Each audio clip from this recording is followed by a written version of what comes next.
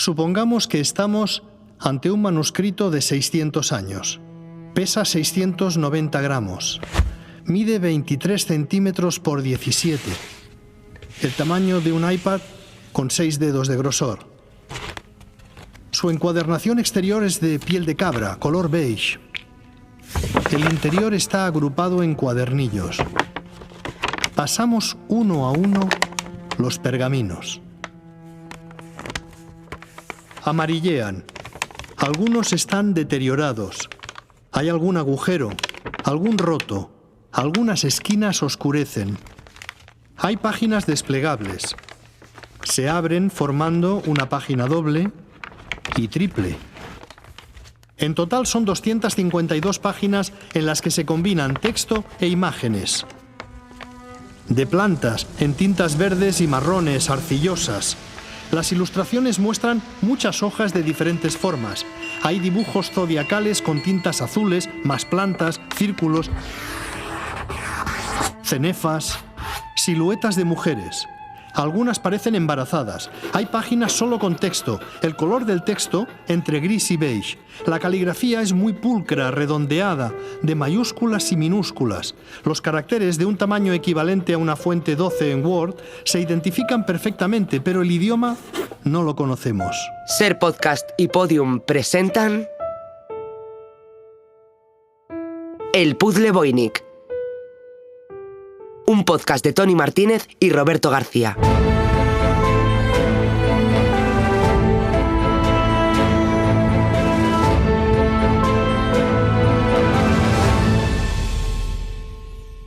Capítulo 7. Un enigma invencible. ¿Por dónde empieza la investigación de un manuscrito de 600 años? Eduardo Juárez. Bueno, pues el manuscrito antiguo básicamente se estudia, en primer lugar hay que estudiar el continente y luego el contenido, ¿no?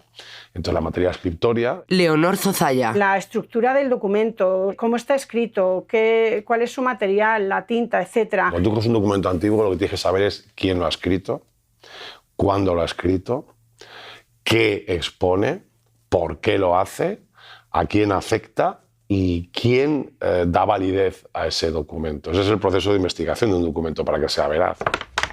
Aquí está la raíz del misterio. Del manuscrito que tenemos delante no sabemos ni quién lo escribió, ni lo que cuenta, ni a quién afecta, ni si tiene validez científica o se trata de un invento, un juego, una broma. Pero no podemos llegar a saber si es una imbecilidad, ¿no? Si es una tomadura de pelo, que puede ocurrir que sea eso.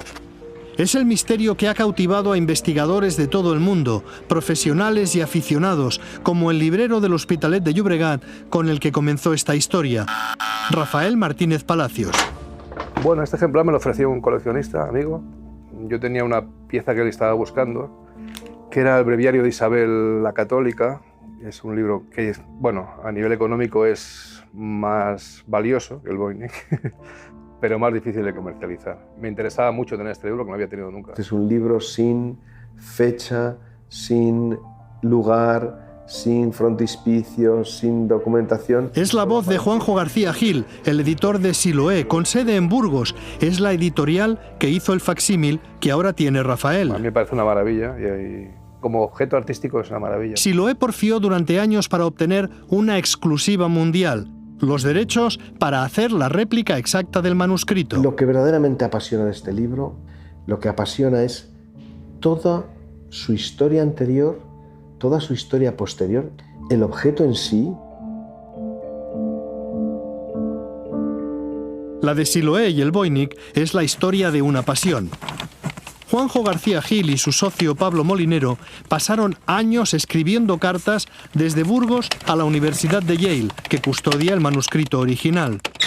No sabían que sus cartas caían en un almacén de cartas. En Yale tenían el cuarto Voynich. El cuarto Voynich era una habitación donde iban archivando todas las solicitudes, mails, cartas de locos de todo el mundo, no solo de locos y cuerdos. Entonces nuestra carta cayó entre otros miles de cartas que recibían cada mes y que las iban archivando. Fuimos hasta allí. Fueron hasta allí. Se presentaron en la Universidad de Yale, Buenas tardes, veníamos de Burgos. Llegamos a la puerta sin cita previa y los guardias de seguridad dicen, ¿a qué venían? Pues mire, queríamos ver al director, pero no tienen cita, no. Pues entonces no pueden entrar. Nadie le recibió en Yale. Pero al regresar a Burgos, siguieron intentándolo. Y nos llevó la friolera de 11 años conseguir los derechos. 11 años. Después de 11 años de insistencia, Yale aceptó que Siloé hiciera una réplica del manuscrito. Y claro, había que pagar una burrada de derechos y para esos derechos pedimos un crédito. Yale aceptó hacer una réplica para aliviar la presión de investigadores de todo el mundo. Lisa Fagin Davis. Porque el manuscrito es bastante frágil y la biblioteca se toma su papel de cuidadora con extrema seriedad. Y siempre tienes que buscar un equilibrio entre las necesidades del manuscrito y las necesidades de la investigación y el público. Así que no quieres ponerlo en una caja fuerte y cerrarlo para siempre. Eso no es bueno para nadie. Pero tampoco quieres ponerlo donde cualquiera pueda pasar por él y potencialmente dañarlo. Lisa Fagin Davis es la conservadora del manuscrito de la Universidad de Yale. Preside la Asociación de Medievalistas de Estados Unidos y dirige la investigación académica sobre el Voynich. Ha aceptado esta entrevista a distancia. Recibe muchas peticiones de periodistas, de curiosos. Tiene paciencia, es amable, cree que la divulgación es parte de su trabajo. En la web de la Biblioteca Beinecke de Yale ha publicado todas las imágenes del Voynich en alta definición. Impulsa la divulgación académica con el propósito de recuperar el manuscrito Voynich para la ciencia. Una de las cosas que intento hacer es dar al manuscrito credibilidad académica. Porque a mí al principio me parecía muy sensacionalista lo que me llegaba, ¿no? Pues yo qué sé, ovnis, etc. Entonces, como que no me atraía. Tecleen en su ordenador. Voynich escrito por extraterrestres.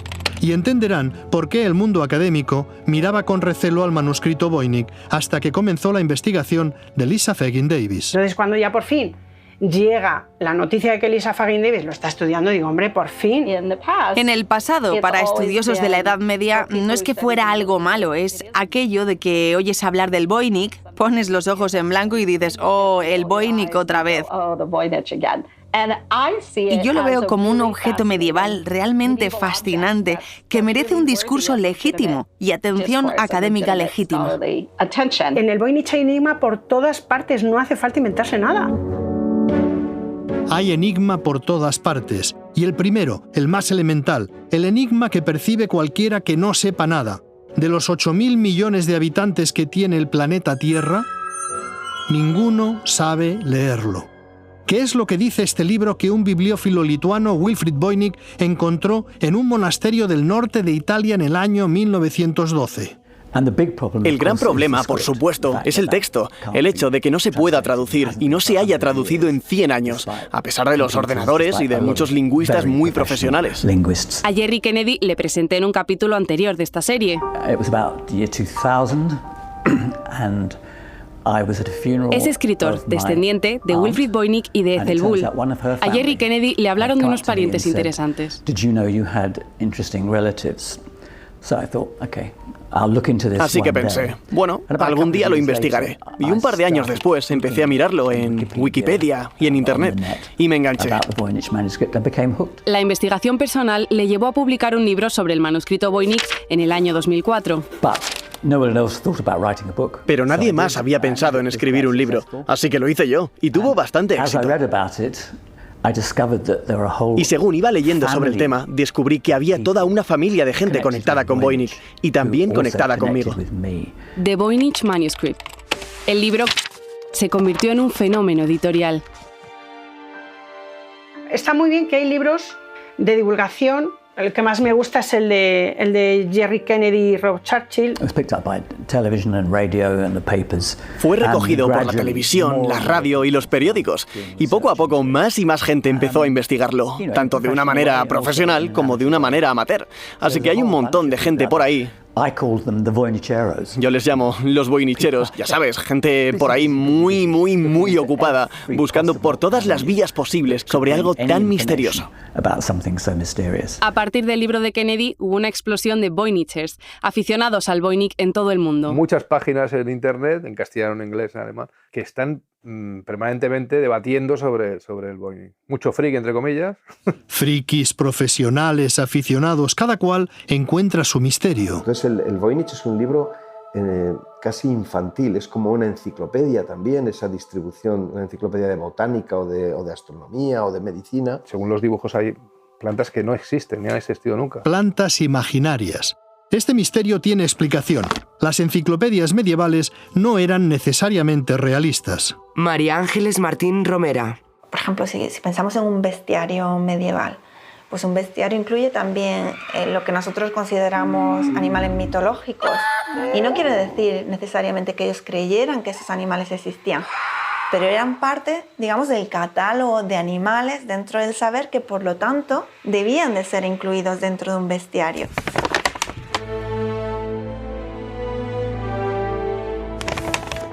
A simple vista, el manuscrito Voynich parece un libro científico del siglo XV. Está ordenado por secciones. Primero las plantas. Podría ser un manual. Un manual de botánica. Recetas. Que luego hay parte que parece de recetario, de botica. Una guía de farmacia. Los botes clásicos de farmacia. Pero el Voynich contiene algo inusual. A mí lo que me mosquea, ya digo, lo de las mujeres desnudas. Este es otro de los enigmas del Voynich. Las siluetas de mujer. En la sección de astrología hay círculos concéntricos de mujeres que sujetan estrellas.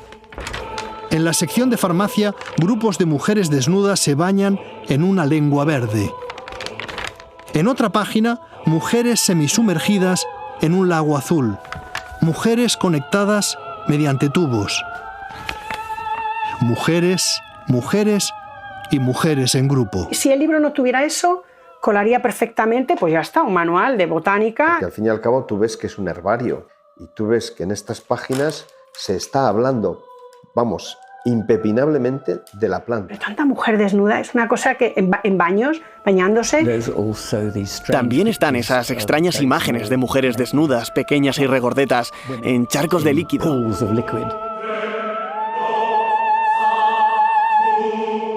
El misterio de las siluetas de mujer y el misterio principal, el texto. ¿Qué podemos saber del texto? Investigar un texto medieval encriptado es una labor detectivesca. Yo soy paleógrafa, por lo que mi especialidad tiene que ver con leer textos medievales que están escritos a mano y pueden ser muy complicados. Y luego he sido entrenada, he estudiado cientos y cientos de manuscritos medievales en los últimos 30 años y lo que estoy intentando hacer, mi especialidad, es que puedo mirar un manuscrito y basándome en el estilo de la caligrafía y el estilo de la iluminación y la ilustración, puedo decirte aproximadamente cuándo y dónde fue escrito el manuscrito basándome en un análisis estilístico de esos componentes.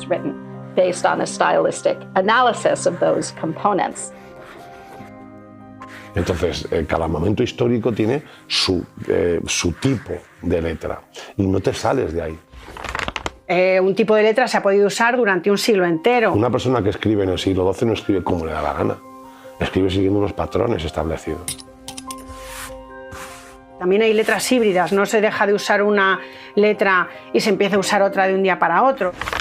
Entonces yo veo la letra y digo, anda, una visigótico mozárabe, digo, esto es anterior al siglo XIII. Los patrones escritos, los tipos de abreviación, los tipos de iluminación, decoración, ornamentación del documento. ¿Y qué letra le sugiere a Eduardo Juárez ver el manuscrito Voynich? Me recuerda a determinadas góticas en transición hacia la letra humanística italianizante.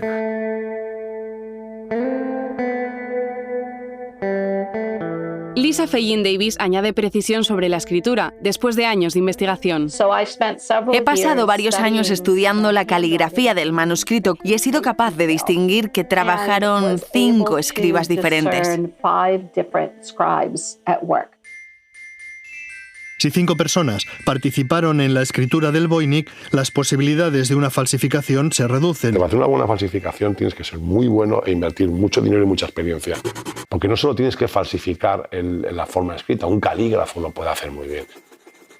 Es que tienes que falsificar las tintas. Y tienes que falsificar además el envejecimiento de la misma, la oxidación de la tinta. Cuando es, por ejemplo, la pluma de metal, es constantemente regular el trazo que hace. Sobre todo, pues eso, cuando han sido tintas metaloácidas, tintas con metal, ferrogálicas, con hierro, etc.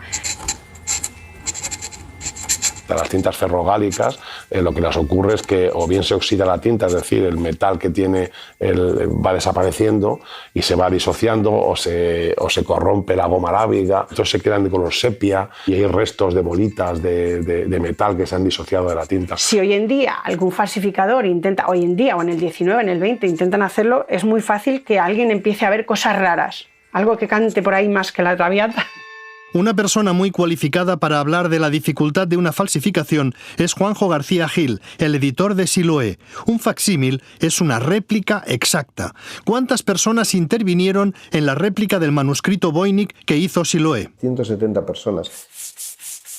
Los que envejecen el papel, los impresores, los encuadernadores, los diseñadores, hasta 21 gremios. Son más de los que participan en construir una casa o un chalet. Y una broma. ¿Y si el Voynich es una tomadura de pelo de alguien especialmente aburrido en el año 1427? La teoría de la broma ha tenido siempre muchos adeptos. Que el texto, el lenguaje, sea solo basura. O algún lenguaje que ha sido específicamente inventado por alguien, algún monje del siglo XV, de algún retiro italiano, garabateando. Podría ser eso. Lo que en inglés llamamos galimatías. Hay argumentos también contra la teoría de la broma. La vitela es el pergamino afinado o el pergamino de animales pequeños. Vitela, pergamino hecho de piel de becerro. Matar a tantos becerros pues solo para un juego, o sea, hombre, está muy bien porque si los mata quien se los va a comer, pues el banquete que se da durante mucho tiempo, pero para hacer una broma... La factura del manuscrito es muy sofisticada. Esos desplegables que tiene...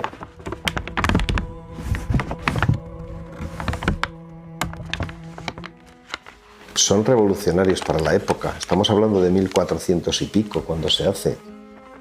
¿Se lee de derecha a izquierda o de izquierda a derecha? Izquierda a derecha. Eso descarta algunas lenguas. Es algo que te llega, que lo ves, que lo entiendes. ¿No se te ocurre pensar en leerlo, por ejemplo, a la inversa como harían en las lenguas semíticas? Otra pista está en la manera en la que un escriba acaba su parte de texto y la manera en la que el siguiente escriba toma el relevo. Resulta que en el manuscrito Voynich hay algunas sorpresas. Y eso demuestra cómo los escribas colaboraban. Y si colaboraron, es más difícil pensar que sea un idioma inventado, un conjunto de grafismos sin sentido, o palabras yuxtapuestas como caramba, el rayo cae místico, azucena de valor sin chocolate tristras. Hay otro indicio de que el Voynich es una lengua natural. Todos los idiomas cumplen patrones. Por ejemplo, es normal el latín, el castellano, que después de una Q haya una U.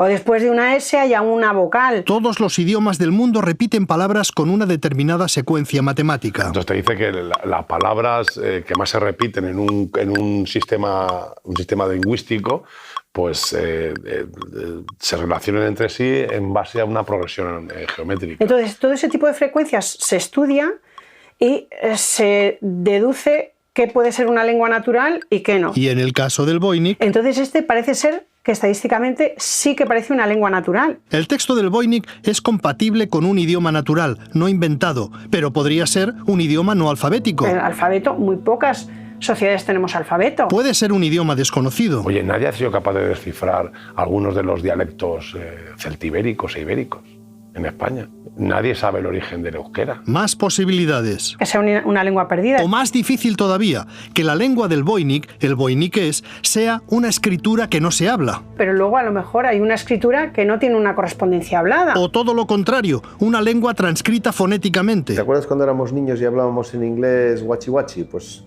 que tú vas y lo escribes así, como suena. Así escrito, guachi guachi, como Freddie Mercury gritando I want to be free. I want to be free. ¿Una transcripción fonética de qué idioma? Transcripción fonética del turco antiguo. Turco antiguo con un añadido. Y luego encriptado. Turco antiguo transcrito fonéticamente como guachi guachi y encriptado con una clave secreta. O sea, la clave que no sabemos si es una traducción, si es un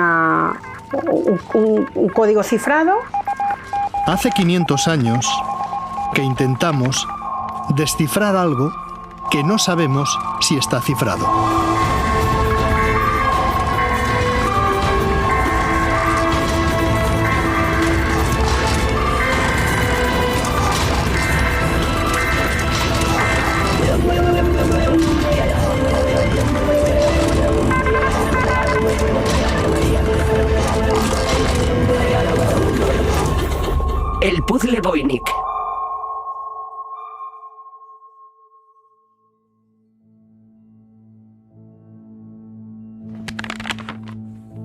En este episodio, la edición es de Pablo Sánchez.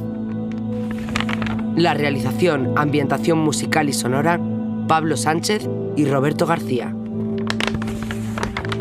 Investigación, producción y documentación, Paula García, Lucía Taboada, Tony Martínez y Mario Panadero. Los temas principales de la banda sonora son de Tony Martínez e Isa Martínez, con la producción musical de Rodrigo Vázquez y la colaboración especial de José Luis Martínez. Locución, Tony Martínez, Paula García y Lucía Taboada. El doblaje de las voces de Lisa Fegin Davis y de Jerry Kennedy son de Cristina Bosca y Karina Herrero. Guión, dirección y producción ejecutiva, Tony Martínez. Voz de créditos, Ana Alonso.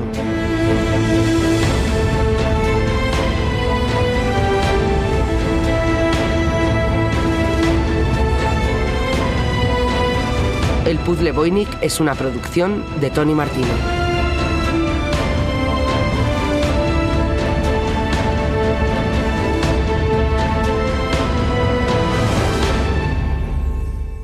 Gracias por escucharnos.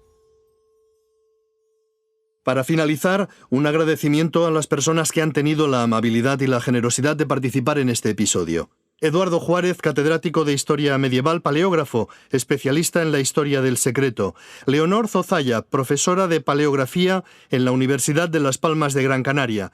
Rafael Martínez Palacios, librero de segunda mano. Juanjo García Gil, editor. Lisa Fegin Davis, paleógrafa, presidenta de la Asociación de Medievalistas de Estados Unidos. Jerry Kennedy, escritor. María Ángeles Martín Romera, doctora en Historia Medieval, profesora en la Universidad Complutense.